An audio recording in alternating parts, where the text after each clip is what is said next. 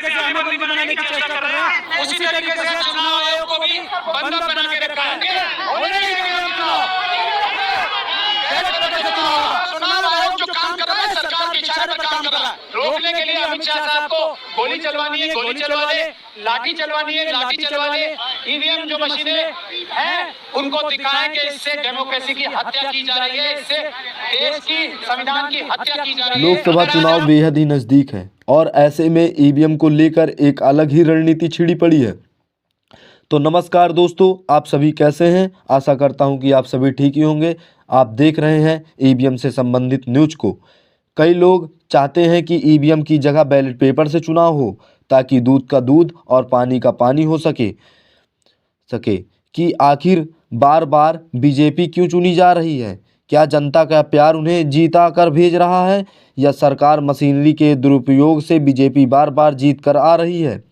इसी वजह से कई विपक्षी पार्टियां, जिसमें कई मुख्य पार्टियां जैसे Samajwadi party, Congress, BSP, Bahujan Samaj party ये मांग कर रही हैं कि ईवीएम के जगह बैलेट पेपर से चुनाव होना चाहिए।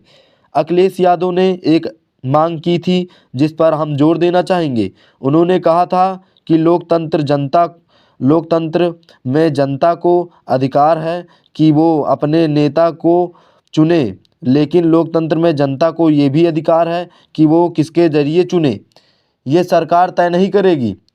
अगर जनता चाहती है कि बैलेट पेपर से चुनाव हो तो बैलेट पेपर से चुनाव कराएं। और जिस तरह विकसित देशों की बात करें तो आज भी बैलेट पेपर से चुनाव होता है। फिलहाल बात करें चुनाव आयोग की फैसले की, क्या चुनाव आयोग इस फैसले पर सोच विचार कर रहा है? क्या लोकसभा चुनाव इस बार बैलेट पेपर से सोच भी रहा है? फिलहाल तो ऐसा बिल्कुल भी नहीं नज़र आ रहा है, क्योंकि चुनाव आयोग हाल ही में लोगों के लिए जागरूक अभियान चलाया कि विपक्षी पार्टियां और कई वकील पुलिस सड़कों पर उतरे हुए हैं। कई लोग ये दावा भी कर रहे हैं कि हम दूसरे को देते हैं और चला दूसरे के पास जाता है।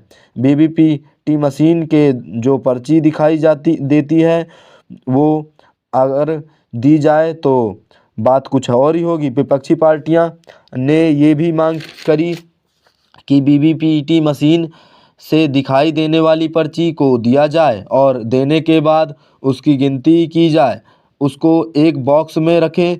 तो चुनाव आयोग इन फैसलों पर ज़्यादा गौर नहीं कर रहा है, क्योंकि ये जो नियम बने हुए हैं ना वोटिंग के, ये कांग्रेस के सरकार के वक्त ही बने थे। इन नियमों में बदलाव होता नज़र नहीं आ रहा है, यानी चुनाव आयोग का आखिरी फैसला ये ही नज़र आ रहा है। फिलहाल तो ईवीएम के जरिए ही चुनाव होगा और ईवीएम की सत्ता की जांच को परखने के लिए जनता के लिए पहले से ही कुछ मोबाइल ऐसे हैं जिसमें ईवीएम और वीवीपीटी मशीन रखी है, और जनता को ये दिखाया जा रहा है कि आप जिसको वोट दे रहे हैं उसी के पास वोट जा रहा है।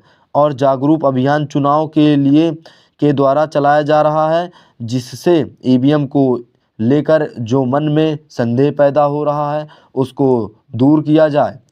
उस व्यक्ति को बुलाया जा रहा है कि ईवीएम की सत्ता की जांच लगातार कर रहे हैं, यानी कि जब विपक्षी पार्टियां, जब जनता मांग कर रही है कि ईवीएम की जगह से बैलेट पेपर से चुनाव होना चाहिए, उस पर चाहे मोहर आदमी लगाए या ना लगाए और कोई फैसला ना करे।